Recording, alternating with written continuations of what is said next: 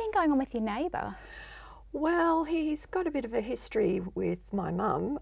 They're quite antagonistic towards each other. There've always been problems for one reason or another, but this one was because last Saturday his son's dog, that's quite aggressive, actually broke into our yard through a hole in the fence. It's like my dad. My dad's dog gets into the neighbour's yard and they hate each other. It's really unpleasant. Oh, okay. Well, this dog actually frightened me. I came out into the backyard and I didn't know if it was going to bite me. Apparently it's got a history of being aggressive.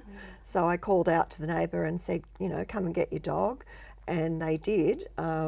And then on Monday when I came home from work, my mum was really upset.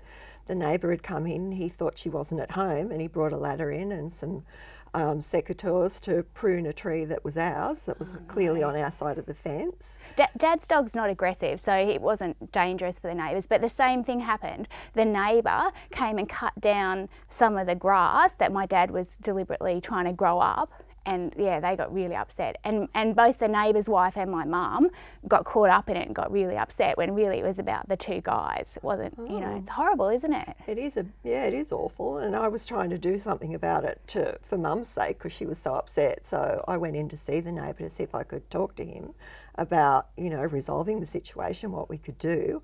And he just sort of jumped on me and yelled at me and said, you know, I want a new fence, I won't deal with your mother anymore. It's not fair when your parents get you involved in their conflicts. Dad does that to me. He's like, what should I do? Can you help? Because, you know, you're into conflict resolution. Can't you solve it with the neighbours? And it's just not right. They should deal with their own stuff rather than making the daughters have to deal with it.